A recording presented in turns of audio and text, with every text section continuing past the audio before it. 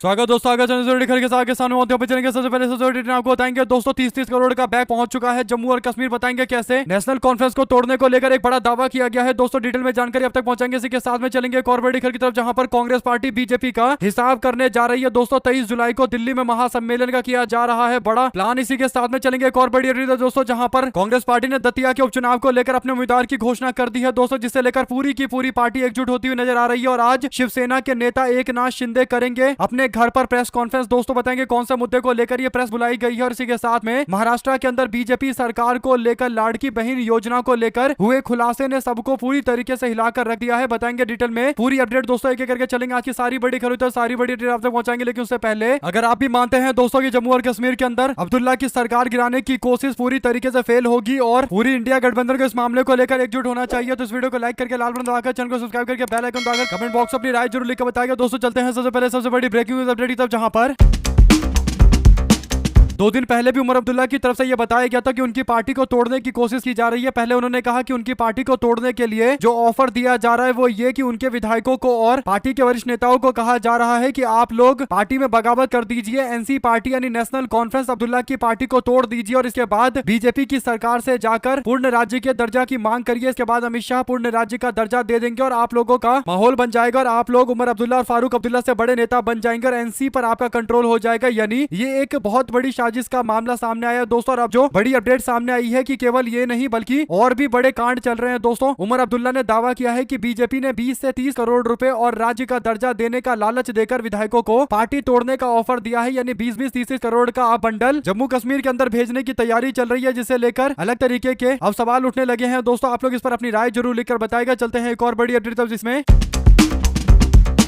RSS के सामने Congress party का जो एक संगठन है दोस्तों, जिसे कांग्रेस पार्टी का सेवा दल कहा जाता है, उस संगठन को कांग्रेस पार्टी एक बार फिर से सबके सामने लेकर आना चाहती है दोस्तों। यानी नए क्लेवर में लेकर आना चाहती है और इसके लिए पार्टी की तरफ से बड़ी तैयारी कर ली गई है दोस्तों। और अब पार्टी ने अपनी सेवा दल की जिम्मेदारी बीवी श्रीनिवास को दिया है दोस्तों, जिन्होंने इंडियन यूथ कांग्रेस को, युवा कांग्रेस को फर्ज से अर्श पर पहुंचा दिया दोस्तों। यानी काफी मेहनत की और आज संगठन इंडियन यूथ कांग्रेस ने भारतीय जनता पार्टी के नाक में दम किया हुआ है। तो अब कांग्रेस पार्टी के नेता राहुल गांधी ने कांग्रेस पार्टी के सेवा दल को आगे बढ़ाने की जिम्मेदारी बीवी श्रीनिवास को दी है दोस्तों। और अब प्रदेश कांग्रेस सेवा दल के विस्तारित कार्यकारिणी की बैठक बीते दिन हुई और फैसला लिया गया कि राज्य के अंदर यानी अलग अलग राज्यों के अंदर बीजेपी सरकार के खिलाफ मोर्चा खोला जाएगा दोस्तों। ये बैठक राजस्थान के अंदर चल रही थी और सेवा दल को बीजेपी के सबसे मजबूत सपोर्ट कहे जाने वाले आरएसएस के सामने खड़ा करने की पूरी तैयारी कर ली गई है दोस्तों। ऐसे में 23 जुलाई को दिल्ली के अंदर महासम्मेलन का भी ऐलान किया गया है और इस महासम्मेलन से बीजेपी के खिलाफ भी बिगुल फूका जाएगा दोस्तों। कहने का मतलब यह है कि कांग्रेस पार्टी का एक संगठन था सेवा दल, जो पहले पार्टी को नेतृत्व देता था। यानी नए नए जो नेता निकलकर सामने आते थे कांग्रेस पार्टी में, वो सेवा दल से आते थे और सेवा दल कांग्रेस पार्टी की रीढ़ की हड्डी मानी जाती थी दोस्तों। लेकिन समय जैसे जैसे बीता चला गया, सेवा दल अपने पुराने स्वरूप को खोता चला गया दोस्तों। 1924 के अंदर ही सेवा दल का गठन किया गया था। इसी से प्रेरणा लेकर हेडगेवार ने आरएसएस की स्थापना की थी दोस्तों। यानी 1 साल के बाद आरएसएस की स्थापना हुई थी। तो कुल मिलाकर आरएसएस से भी 1 साल पुराना है कांग्रेस पार्टी का सेवा दल दोस्तों, जिसे एनएस हार्दिकर ने दिल्ली के अंदर बनाया था और दिल्ली में इसका मुख्यालय है। कांग्रेस पार्टी की विचारधारा समावेशिता, धर्मनिरपेक्षता, लोकतंत्र का प्रचार, सामाजिक सेवा, आपदा राहत, चुनाव प्रचार और पार्टी की गतिविधियों में सक्रियता की भागीदारी। स्वतंत्रता संग्राम के समय यह संगठन कांग्रेस पार्टी के कार्यकर्ताओं को प्रशिक्षित करता था, जागरूकता फैलाता था, अनुशासन बनाए रखने के लिए जाना जाता था। आजादी की लड़ाई में अच्छा योगदान दिया है कांग्रेस पार्टी के सेवा दल ने दोस्तों, जो अलग अलग तरीके के कार्यक्रम करता था, जिसकी नकल बाद में आरएसएस ने की दोस्तों। ऐसे में सेवा दल धीरे धीरे करके खत्म होता चला गया, क्योंकि कांग्रेस पार्टी का देश की राजनीति पर दबदबा था। लेकिन अब जरूरत है कि इस संगठन को वापस से उभारा जाए दोस्तों, और ये बात कांग्रेस के आला कमान को भी पता है। इसीलिए कांग्रेस पार्टी के नेता बीवी श्रीनिवास को इस संगठन की जिम्मेदारी दी गई है दोस्तों, जिसमें युवाओं को जोड़ना एक बड़ा लक्ष्य रहेगा। अगर ऐसा करने में कांग्रेस पार्टी सफल रहती है तो आरएसएस के खिलाफ एक बड़ा संगठन, जो आरएसएस से पुराना संगठन है, उसको वापस से जीवन दान दिया जा सकता है, उसको जीवित किया जा सकता है। और ये जरूरी है क्योंकि देश के अंदर केवल राजनीतिक पार्टी नहीं बल्कि कांग्रेस पार्टी की समावेशिता और सांप्रदायिक सद्भाव की जो विचारधारा है वो एक एक व्यक्ति तक पहुंचनी चाहिए। आप लोग इस पर अपनी राय जरूर लिखकर बताएगा दोस्तों। चलते हैं एक और बड़ी खबर की तरफ, जहां पर कांग्रेस पार्टी के मध्य प्रदेश के नेता जयवर्धन सिंह है दोस्तों। जयवर्धन सिंह ने मल्लिकार्जुन खड़गे के द्वारा दतिया के विधानसभा उपचुनाव हेतु घनश्याम सिंह को मैदान में उतारे जाने का समर्थन किया। उन्होंने कहा कि घनश्याम जी को मैदान में उतारा गया है, मैं पूरी तरीके से उनके साथ में खड़ा हूं। ऐसे में दोस्तों दतिया की जनता से न्याय की मांग की गई है और दतिया की जनता से सत्ता परिवर्तन करने की अपील की गई है। आपको बता दें कि दतिया के अंदर कांग्रेस पार्टी के जो उम्मीदवार है वो पूर्व विधायक भी रह चुके हैं, घनश्याम सिंह। ऐसे में घनश्याम सिंह के समर्थन में कांग्रेस पार्टी मध्य प्रदेश इकाई पूरी तरीके से खड़ी है दोस्तों। दूसरी ओर बीजेपी के नेता आशुतोष तिवारी के सामने नरोत्तम मिश्रा के समर्थक खड़े हैं, तो ऐसे में जोरदार तरीके का आपस में ही रस्साकसी चल रही है दोस्तों। इस पर आप लोग की क्या प्रतिक्रिया है लिखकर जरूर बताएगा। चलते हैं एक और बड़ी खबर की तरफ, जहां पर रविशंकर प्रसाद कहते हैं कि भारतीय जनता पार्टी के द्वारा 182 बांकीपुर विधानसभा उपचुनाव हेतु समर्पित कार्यकर्ता नीरज कुमार सिन्हा भारती जी को प्रत्याशी घोषित किए जाने के उपरांत उनसे शिष्टाचार की भेंट की गई। यानी लोकसभा के सांसद है दोस्तों पटना के, और इनको ये नहीं पता रहता कि पटना के अंदर कहां पर क्या विकास हुआ है, और ये एआई की वीडियो पटना की शेयर करते हैं। और अब पटना के सांसद है कम से कम नाम के लिए ही, तो फिर पटना के अंतर्गत ही आता है ये बांकीपुर का विधानसभा सीट। तो अब प्रत्याशी मुलाकात करने के लिए नीरज कुमार इनके घर पर पहुंचे हैं और इन्होंने मिठाई खिलाकर अभिवादन किया है और जीत का आश्वासन दिया है दोस्तों। ऐसे में पहले ही बांकीपुर की जनता बल्कि पूरे पटना की जनता इनसे नाराज चल रही है दोस्तों, और लोग ऐसे में उम्मीद कर रहे होंगे, खासकर प्रशांत किशोर उम्मीद कर रहे होंगे कि रविशंकर प्रसाद प्रचार करने के लिए आएंगे। अगर रविशंकर प्रसाद अपने क्षेत्र में बांकीपुर में प्रचार करने के लिए पहुंच गए दोस्तों, तो इतनी ज्यादा नाराजगी है कि रविशंकर प्रसाद जहां जहां प्रचार करेंगे वहां वहां बीजेपी हारेगी। शायद इनको इस बात का एहसास नहीं है कि इनको लेकर पटना के अंदर कितना गुस्सा है। वहीं पर दोस्तों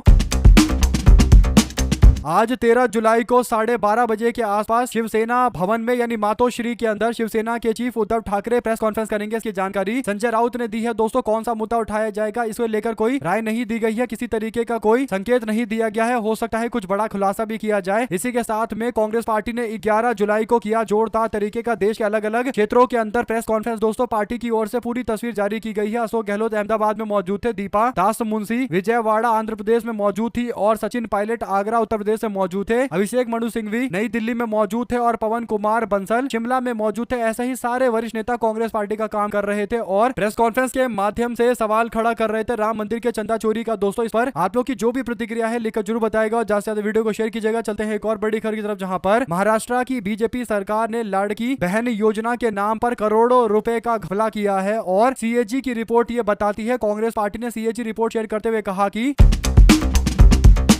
लाड़की बहन योजना के फाइनेंशियल मैनेजमेंट में कई बड़ी खामियां पाई गई है। इस योजना के लिए 29,693 करोड़ रुपए मंजूर किए गए थे, लेकिन सरकार ने यह तय बजट से 3,541 करोड़ रुपए ज्यादा खर्च कर दिए दोस्तों। और बजट से ज्यादा खर्च हुए इस 3,541 करोड़ रुपए का सरकार के पास कोई हिसाब नहीं है। साथ ही जब फंड की जरूरत नहीं होती थी तभी इस योजना के तहत पैसे निकाल लिए जाते थे। योजना के नाम पर करोड़ों रुपए डकार जाना बीजेपी सरकार का पुराना पैटर्न है। साफ है कि करप्शन हुआ है, जालसाजी है और धोखाधड़ी बीजेपी की पहचान बन चुकी है। इस पर आप लोग क्या प्रतिक्रिया देना चाहते हैं दोस्तों, कमेंट बॉक्स में अपनी राय जरूर लिखकर बताएगा। साथ साथ दतिया से कांग्रेस पार्टी के जो प्रत्याशी हैं घनश्याम सिंह, उनके द्वारा बीजेपी के सीनियर नेताओं के ऊपर कई तरीके के आरोप लगाए गए दोस्तों। आशुतोष तिवारी जीते तो उनको बीजेपी मंत्री बनाने की फिराक में है, यानी दतिया के अंदर अब पूरे समय के लिए यानी हमेशा हमेशा के लिए नरोत्तम मिश्रा की राजनीति को खत्म करके आशुतोष तिवारी की राजनीति शुरू कर दी है। और अगर आशुतोष तिवारी जीत गए तो उनको मंत्री तक बना देगी भारतीय जनता पार्टी, और वो नरोत्तम मिश्रा से 10 गुना ज्यादा खतरनाक तानाशाह होंगे। भूमि हड़पना, ट्रांसफर करवाना, यही होता है। और कांग्रेस पार्टी के प्रत्याशी घनश्याम सिंह ने आम जनता से परिवर्तन की मांग की है दोस्तों। ऐसे में नरोत्तम मिश्रा अपने समर्थकों से जरूर बीजेपी के उम्मीदवार के खिलाफ वोट करवाएंगे दोस्तों। तो दिलचस्प होने जा रहा है मुकाबला, इतना आसान नहीं है जितना लग रहा था। आप लोग इस पर क्या राय देना चाहते हैं दोस्तों, लिखकर जरूर बताएगा। साथ साथ चलते हैं एक और बड़ी खबर की तरफ दोस्तों, जहां पर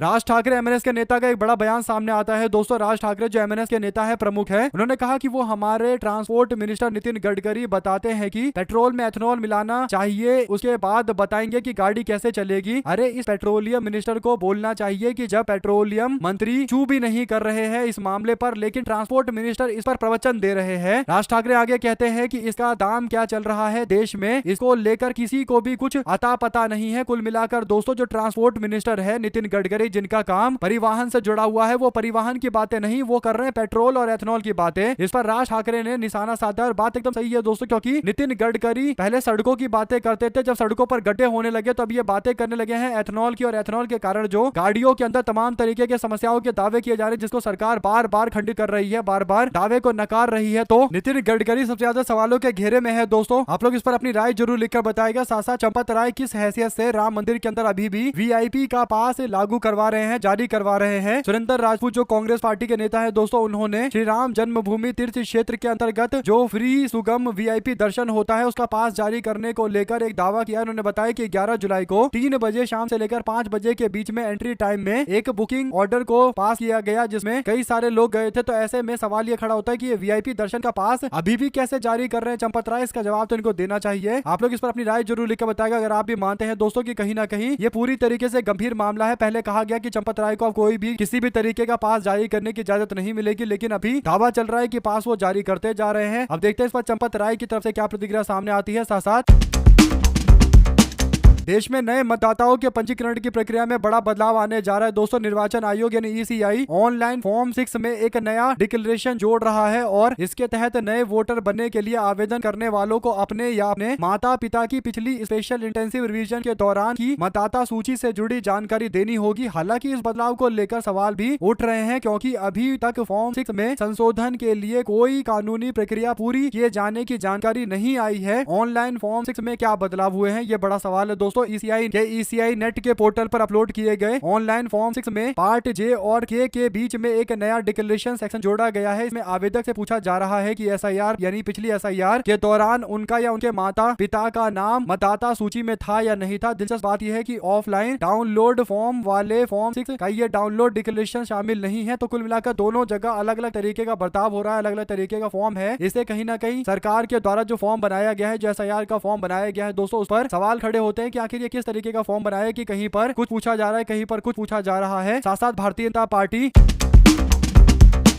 के युवा मोर्चा के यूपी के अध्यक्ष ने लखनऊ के अंदर तलवार लहराई दोस्तों, और पुलिस ने कोई कार्रवाई नहीं की और सीएम योगी आदित्यनाथ ने अपना कार्यक्रम रद्द करके युवाओं को आशीर्वाद दिया, ये बयान दे रहे हैं। दरअसल उत्तर प्रदेश में बीजेपी के युवा मोर्चा के अध्यक्ष रोहित मिश्रा ने रविवार को बीजेपी के प्रदेश कार्यालय में पदभार संभाला दोस्तों। उन्होंने कहा कि स्वागत की तैयारी के दौरान पता चला था कि मुख्यमंत्री योगी आदित्यनाथ का कार्यक्रम भी उसी रूट पर प्रस्तावित है। इसे हम लोग 2-3 घंटे बहुत परेशान रहे। इस पर जाने क्या ऐसी विशेष कृपा रही कि योगी आदित्यनाथ ने अपना कार्यक्रम निरस्त किया। हम युवाओं का स्पेस कहीं कम ना हो जाए, योगी आदित्यनाथ ने अपना आशीर्वाद दिया। इससे पहले उन्होंने शक्ति प्रदर्शन किया और 50 गाड़ियों के काफिले के साथ रोड शो करने के लिए पहुंचे दोस्तों। खुली कार में हाथ जोड़कर 1090 चौराहे पर 1090 चौराहे से 3 किलोमीटर दूर बीजेपी कार्यालय पहुंचे दोस्तों। उनके काफिले के पीछे 1 किलोमीटर लंबा जाम लगा रहा। तो ऐसे में ये भाजपा के युवा नेता है जो शक्ति प्रदर्शन के नाम पर आम जनता को परेशान कर रहे हैं दोस्तों। यानी असली मुद्दों के इर्द गिर्द राजनीति करने की जगह खुद के शक्ति प्रदर्शन और यही सब चल रहा है। इस पर आप लोग की क्या प्रतिक्रिया है दोस्तों, अपनी राय जरूर लिखकर बताएगा। साथ साथ चलते हैं एक और बड़ी अपडेट जहां पर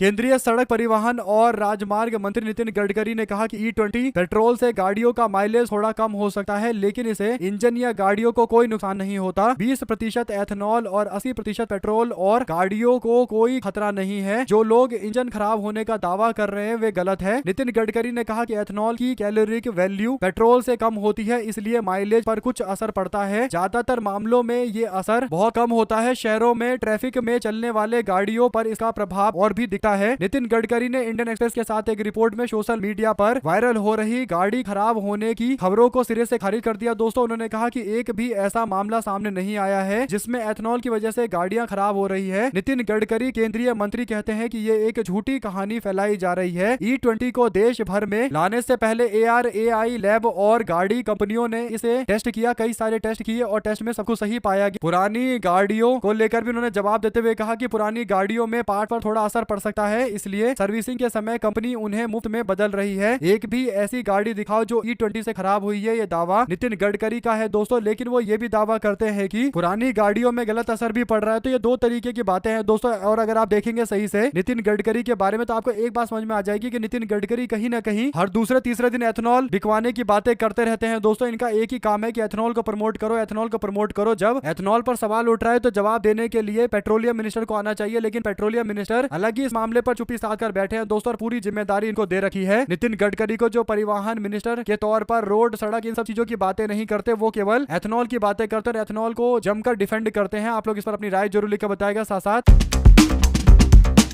बीजेपी के वरिष्ठ नेता और मध्य प्रदेश के पूर्व गृह मंत्री नरोत्तम मिश्रा ने पार्टी में अपनी स्थिति और हालिया राजनीतिक घटनाक्रम को लेकर खुलकर बात की। दोस्तों उन्होंने कहा कि मैं नाराज कभी न था, कभी न रहूंगा और कभी नहीं होऊंगा। उन्होंने बीजेपी की जीत का भरोसा जताते हुए कहा कि आशुतोष जीतेंगे, आप निश्चित रहिए। यानी अब नरोत्तम मिश्रा को समझ में आ गया कि अब वो पार्टी से बगावत नहीं कर सकते, तो दावा कर रहे हैं कि आशुतोष तिवारी यहां से जीत कर जाएंगे। हालांकि दोस्तों राजनीति में अगर वो नाराजगी जताएंगे तो उनके खिलाफ पार्टी कार्रवाई कर देगी और ऐसे में जो कुछ कदम होते हैं वो ठुकर उठाए जाते हैं। इसीलिए नरोत्तम मिश्रा एक मंजे हुए नेता है और वो अगर बयान दे रहे हैं कि बीजेपी का प्रत्याशी आशुतोष तिवारी यहां से जीत कर जाएंगे, तो ये उनके बयान पर लोगों को नहीं जाना चाहिए, क्योंकि सबको पता है कि वो भीतर घा करवाने वाले हैं और भीतर घा जब होगा तो उसके बाद नतीजे कैसे पलटेंगे सबको पता है। दतिया कांग्रेस पार्टी अच्छा लड़ती है। जब कांग्रेस पिछली बार जीती थी तो उपचुनाव जीतना कांग्रेस पार्टी के लिए बहुत बड़ा काम नहीं है और ऊपर से नरोत्तम मिश्रा कहीं ना कहीं फील्डिंग सेट कर ही रहे हैं बीजेपी के प्रत्याशी की। हालांकि वो बोल तो रहे नहीं है, लेकिन हकीकत यही है दोस्तों, उन्होंने पूरे समीकरण सेट कर रखे हैं और कांग्रेस में दिग्विजय सिंह के साथ इनकी चर्चा भी चलती रहती है, बातचीत है अच्छी खासी। तो कहीं ना कहीं कुछ ना कुछ इक्वेशन तो सेट किया गया है तगड़ा वाला। आप लोग अपनी राय जरूर लिखकर बताएगा दोस्तों। साथ साथ चलते हैं एक और बड़ी खबर की तरफ, जहां पर कांग्रेस पार्टी के प्रेसिडेंट मल्लिकार्जुन खड़गे ने गुजरात के उपचुनाव के अंदर अपना उम्मीदवार उतारने का फैसला लिया है। दोस्तों गुजरात के विधानसभा उपचुनाव को लेकर मंजलपुर विधानसभा क्षेत्र को लेकर बड़ी अपडेट सामने आ रही है। अपडेट ये है दोस्तों की मल्लिकार्जुन खड़गे ने भीखा भाई राबाड़ी को कांग्रेस पार्टी के उम्मीदवार के तौर पर उतारने का फैसला लिया है और ये चुनावी मैदान में उतरेंगे दोस्तों विधानसभा क्षेत्र मंजलपुर से। अब देखते हैं यहाँ पर किस तरीके का नतीजा आता है और किस तरीके का मुकाबला पहले देखेंगे किस तरीके का होता है। साथ साथ बीजेपी ने नरोत्तम मिश्रा के बाद अब ज्योतिरादित्य सिंधिया की कुर्बानी लेने की भी पूरी तैयारी कर ली है। दोस्तों सोशल मीडिया पर बीजेपी की रणनीति को लेकर भाजपा के फैसले को लेकर विरोध जताया जा रहा है। दोस्तों अपडेट ये है कि बीजेपी के उम्मीदवार अभिषेक तिवारी जीते हैं तो श्रेय मिलेगा मोहन यादव को, आरएसएस को, और अभिषेक अगर हार जाते हैं तो इसका ब्लेम यानी इसका जो दोष होगा वो थोपा जाएगा दो लोगों के ऊपर, नरोत्तम मिश्रा पर और सिंधिया पर। ऐसे में क्योंकि सिंधिया के क्षेत्र का पूरा चुनाव है दोस्तों, तो आशुतोष तिवारी के हारने के बाद अलग तरीके से देखा जाएगा तो सिंधिया भी इस मामले को लेकर फंस रहे हैं दोस्तों। ऐसे में सिंधिया को उम्मीद थी कि भारतीय जनता पार्टी इनको मुख्यमंत्री बना देगी, लेकिन इनको केंद्र में एक छोटा सा मंत्रालय देकर शांत करा दिया गया है। तो ये नरोत्तम मिश्रा और ज्योतिरादित्य सिंधिया दोनों के खिलाफ कार्रवाई का एक बड़ा ग्राउंड बन सकता है अगर यहाँ पर बीजेपी हारती है तो। जो भी अपडेट से जुड़ी आती रहेगी दोस्तों आप तो लगातार पहुंचाते रहेंगे, क्योंकि दिलचस्प मुकाबला बांकीपुर के अंदर भी चल रहा है, दतिया के अंदर भी चल रहा है। साथ साथ पश्चिम बंगाल की राजनीति में बड़ा घटनाक्रम सामने आया दोस्तों। लंबे समय तक मुख्यमंत्री ममता बनर्जी के करीबी माने जाने वाले तृणमूल कांग्रेस के वरिष्ठ नेता अनुव्रत मंडल के पार्टी से दूरी बनाकर ऋतव्रत बनर्जी के खेमे में शामिल होने की चर्चा तेज हो गई है दोस्तों। सूत्रों के अनुसार दोनों पक्षों के बीच में बातचीत पूरी हो चुकी है और शनिवार को इसकी औपचारिक घोषणा की चर्चा चल रही थी, लेकिन औपचारिक घोषणा नहीं हो पाई है। जानकारी के मुताबिक ऋतव्रत बनर्जी खेमे में एक विधायक ने अनुव्रत मंडल से फोन पर बातचीत की है। तो ममता बनर्जी के करीबी जितने भी नेता है दोस्तों सबके सब धीरे धीरे करके शिफ्ट होते चले जा रहे हैं। कुछ एक लोगों को दे तो कह सकते हैं कि ममता बनर्जी के लिए आने वाले दिनों के अंदर चुनौती बड़ी है दोस्तों। लेकिन सबको पता है कि ममता बनर्जी एक चेहरा है, फेस वैल्यू है उनकी, जहां पर सड़कों पर उतर जाएंगी वहां पर उनके समर्थन में भीड़ खड़ी हो जाएगी और इसीलिए ममता बनर्जी को अब ज्यादा फर्क पड़ता नहीं है कि कौन जा रहा है नहीं जा रहा, और ममता बनर्जी सड़कों पर उतरकर विरोध करने की भी तैयारी कर चुकी है। आप लोग अपनी राय जरूर लिखकर बताएगा दोस्तों अगर आप भी मानते हैं कि ममता बनर्जी को कमजोर करने की कोशिश बीजेपी की 2029 के चुनाव में पूरी तरीके से फेल होगी, तो लिखिएगा जरूर दोस्तों। इसी के साथ में